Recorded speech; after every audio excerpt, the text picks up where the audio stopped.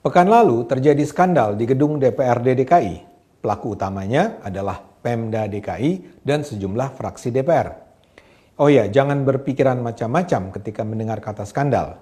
Ini bukan soal skandal seks, melainkan skandal dalam arti tindakan yang salah secara moral dan legal dan seharusnya membuat publik marah.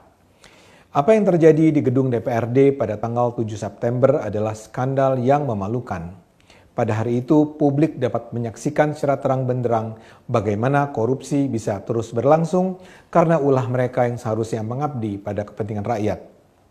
Pada hari itu, publik bisa menilai sendiri betapa Pemda DKI dengan segala cara menutupi dugaan korupsi yang dituding pada mereka. Dan itu bisa dilakukan karena sebagian anggota parlemen yang seharusnya berada pada posisi membela rakyat malah berkhianat dengan menyelamatkan sang gubernur dan para sekutunya.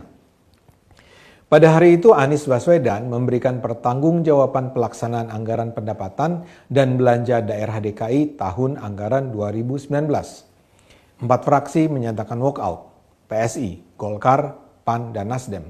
6 fraksi lainnya bertahan, PDIP, Gerindra, Demokrat, PKB, PPP, dan PKS. Karena kehadiran 6 fraksi tersebutlah pertanggungjawaban Anies pun diterima. Apa yang terjadi adalah skandal. Keempat fraksi yang memutuskan walkout punya sejumlah alasan berbeda. Tapi saya akan rujuk saja apa yang dijelaskan oleh wakil PSI karena memang hanya PSI lah yang kemudian menjelaskan secara terperinci alasan mereka walkout.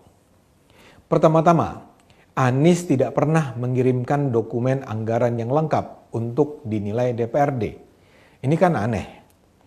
DPRD diminta menilai penggunaan anggaran belanja daerah selama 2019, tapi DPRD tidak memperoleh perincian penggunaan anggaran tersebut. PSI bahkan sudah meminta perincian anggaran dalam format Excel agar bisa dibaca secara seksama sejak April lalu. Dan ini bukan permintaan mengada-ada. Ingat kasus rencana pembelian IKI Bond sebesar 80 miliar rupiah pada 2018 yang lalu? Itu kan terungkap karena PSI menyisir rencana anggaran secara terperinci.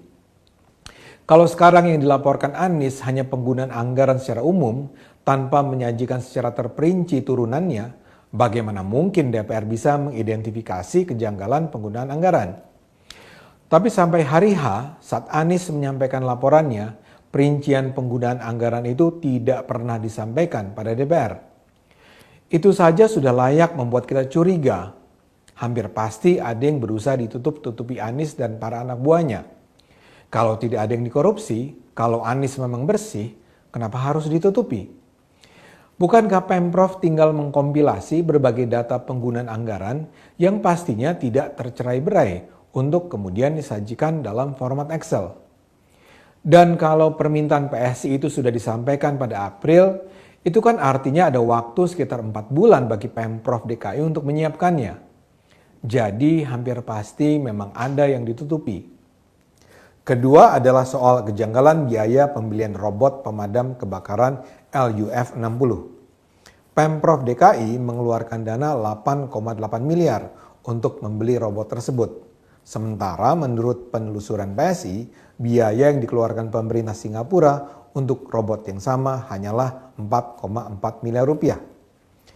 PSI sudah mempertanyakannya kepada Pemprov DKI, tidak ada jawaban. Dan ini juga tidak ada dalam pertanggungjawaban Anies. Ketiga adalah adanya temuan Badan Pemeriksa Keuangan BPK yang sudah menyatakan bahwa pembelian robot LUF-60 tersebut terlalu mahal dan negara berpotensi dirugikan 840 juta rupiah. Lagi-lagi ini tidak ada dalam pertanggungjawaban Anies. Keempat, ada soal komitmen fee untuk membiayai balap mobil Formula E. Pemprov DKI sudah membayar 560 miliar rupiah untuk acara tersebut, tapi kini batal gara-gara COVID-19. Kemanakah uang 560 miliar itu? Tidak jelas. Apakah bisa ditarik kembali untuk membantu penanganan COVID-19? Tidak jelas. PSI sudah mempertanyakannya kepada Pemprov. Tidakkah Anies harus mempertanggungjawabkan uang 0,5 triliun itu kepada rakyat? Tentu saja. Tapi itu tidak dilakukan Anies saat menyampaikan pertanggungjawabannya. Ini semua mencurigakan. Bahkan untuk memperburuk kisah, ada pula kejanggalan atau bahkan bisa disebut kejahatan yang luar biasa di hari Anies memberikan laporan pertanggungjawaban itu. Percaya atau tidak, lebih dari 100 mikrofon tidak tersedia di meja para anggota parlemen yang mengikuti rapat. Artinya berbeda dari rapat-rapat sebelumnya, pada hari itu anggota parlemen tidak bisa bicara langsung dari mejanya. Kalau mereka mau berpendapat, mereka harus angkat tangan dan maju ke depan untuk bicara melalui mikrofon yang tersedia di mimbar. Yang tidak hilang hanya mikrofon di meja pimpinan rapat, meja gubernur, dan meja wakil gubernur. Tidakkah itu mengherankan? Hampir pasti itu sengaja. Itu hampir pasti dilakukan agar para anggota parlemen yang kritis tidak bisa mengganggu Anies dengan pertanyaan-pertanyaan yang akan menyudutkan Anies. Karena itulah anggota DPR dibuat susah. Ini jelas skandal. Karena berbagai alasan itulah 4 fraksi menyatakan walkout. Yang mengherankan ada 6 fraksi lain yang tetap menuntaskan rapat. Dan di bagian akhir mereka bersama-sama menerima pertanggungjawaban Anies. Mereka bahkan bertepuk tangan. Anies sendiri dengan tidak tahu malu membacakan pantun di akhir pertanggungjawabannya. Inilah bunyi pantunnya. Makan rendang sambil tambah nasi, makannya berdua sambil lahap. Dalam sidang yang banyak interupsi, pukulan palu Pak Ketua sangatlah mantap.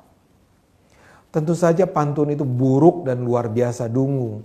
Dan bahkan terkesan sekali mempermalukan Ketua Sidang Prasetyo Edy dari PDIP yang seolah memukul palu sesuai keinginan Anies. Tapi pantun itu ternyata disambut gembira oleh para anggota sidang yang masih bertahan. Mereka ketawa bahagia, mereka bertepuk tangan, dan Anies pun melenggang. Di ujung rapat, Ketua Sidang pun bertanya, apakah pertanggungjawaban Pemprov DKI dapat diterima? Itu langsung disambut dengan sorakan, setuju. Ada sejumlah pelajaran penting bagi kita yang ingin membasmi korupsi dari Indonesia. Pertama, Pemprov DKI dan Anies jelas akan melakukan segala cara untuk menutup-nutupi penggunaan uang rakyat. Indikasi korupsi sangat kuat terlihat. Dan Anies melakukannya tanpa malu. Bayangkan, ia dengan arogan membaca pantun yang melecehkan DPR di akhir acara. Kedua, dan ini bisa berlangsung karena dibiarkan partai-partai besar di DPR. Buat saya, apa yang dilakukan partai-partai yang bertahan dalam ruang rapat sampai akhir itu sungguh mencengangkan. DPRD sudah dilecehkan oleh Anies. Anies jelas serampangan. Tapi mereka berdiam diri tanpa mengusik Anies yang jelas-jelas mengkhianati kepercayaan rakyat. Tapi ketiga, ternyata masih ada sejumlah fraksi yang bersedia membela rakyat. Untuk itu, kita harus memuji PSI, Golkar, PAN, dan Nasdem.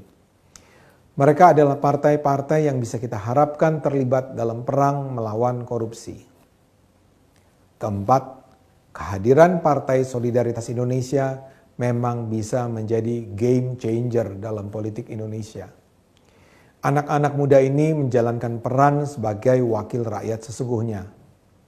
Mereka sudah bersusah payah minta data penggunaan anggaran sejak April. Mereka mempelajari harga robot damkar dan menemukan kejanggalan signifikan di dalamnya. Dan kelima, skandal ini bisa terjadi karena sistemnya memang sudah membusuk. Bahwa mikrofon tiba-tiba saja menghilang di hari pertanggungjawaban Anies menunjukkan memang ada tangan-tangan tersembunyi yang mengatur agar dugaan korupsi Anies tidak dibicarakan secara terbuka. Ini pasti kekuatan yang besar. Begitu juga fakta bahwa kasus ini tidak di-blow up oleh media besar menunjukkan kejanggalan lainnya. Sulit jadinya bagi kita untuk tidak curiga bahwa ada uang mengalir dari kubu Anies ke para pengambil keputusan di banyak, tidak semua, media yang selama ini kritis terhadap pemerintah. Jadi apa yang terjadi di gedung DPRD DKI pada 7 September adalah skandal yang memalukan. Tapi ini tentu tak harus membuat kita berhenti melawan kezaliman dan korupsi yang mungkin dilakukan Anies dan para sekutunya, baik di dalam Pemprov maupun di parlemen dan di media massa. Perlawanan harus terus dilakukan. Saat ini ada 4 partai politik yang membela rakyat. Mudah-mudahan dengan dukungan masyarakat akan semakin banyak partai politik yang bersedia menggunakan nurani dan akal sehat. Kita gunakan terus nurani dan akal sehat kita. Karena hanya dengan nurani dan akal sehat, bangsa ini akan selamat.